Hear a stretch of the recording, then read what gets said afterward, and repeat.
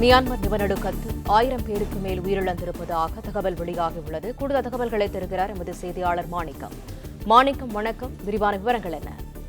நேற்றைய தினம் மியான்மர் நாட்டில் ஏற்பட்ட நிலநடுக்கத்தினுடைய தாக்கம் தற்பொழுது பலி எண்ணிக்கையை 1000க்கும் அதிகமாக உயர்த்திருக்கிறது. உலகையே பெரும் துயரத்தில் ஆழ்த்தக்கூடிய அளவிலாக நேற்று நடைபெற்ற அந்த மியான்மருடைய அந்த நிலநடுக்கத்துடைய தாக்கம் இன்றைய தினம் அதிக அளவுல பெரிய தாக்கத்தை ஏற்படுத்தியிருக்கிறது. வெளி உலகத்திற்கு தெரிய வந்திருக்கிறது. மியான்மர் நாட்டில் நேற்றைய தினம் நிலநடுக்கம் ஏற்பட்ட பொழுது அதனுடைய சேத விவரங்கள் எதுவும் வெளிவராத ஒரு நிலை இருந்தது. ஏன்னா முதற்கட்டமாக மீட்பு பணிகளில் தீவிரமாக அந்நாட்டு அரசு ஈடுபட்டிருந்தது. அதே நேரத்தில் மியான்மர் நாட்டை ஒட்டியிருக்கக்கூடிய அண்டை நாடான தாய்லாந்துடைய பாங்காக் நகரிலும் கூட இந்த நிலநடுக்கத்துடைய எதிரொலி இருந்தது.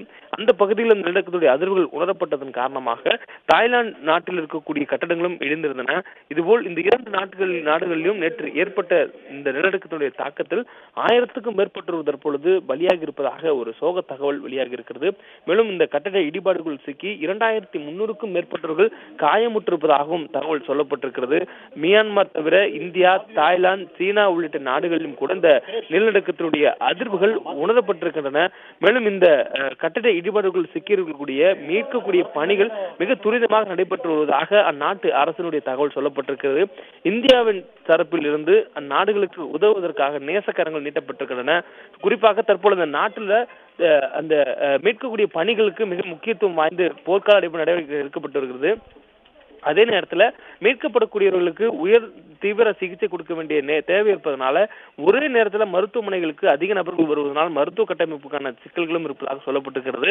இந்த நேரத்தில் ஆங்காங்கே கிடைக்கக்கூடிய, அதாவது எந்தெந்த கட்டிடங்கள் ஈடுபட்டிருக்கிறதோ அந்த அருகிலேயே மீட்கக்கூடிய பணியின் போது ஒரு சிறிய அளவில் ஒரு கேம்ப் என்ற அளவில் மருத்துவ முகாம் அமைக்கப்பட்டு அங்கு இந்த மீட்பு மீட்பு பணிகளும் அதே நேரத்தில் அவர் மீட்கப்படுவதற்கு சிகிச்சை அளிக்கக்கூடிய பணிகள் நடைபெற்று வருவதாக சொல்லப்படுகிறது.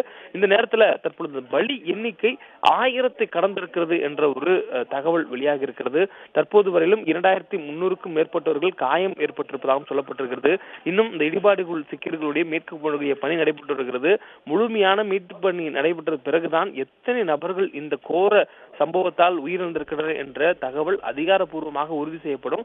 அதே நேரத்தில் இந்த எண்ணிக்கை மேலும் உயர்வதற்கான வாய்ப்பு இருக்கிறது என்ற ஒரு அதிர்ச்சியூட்டும் தகவல்கள் மியான்மர், தாய்லாந்து நாட்டிலிருந்து கிடைக்கப்பெறுகின்றன.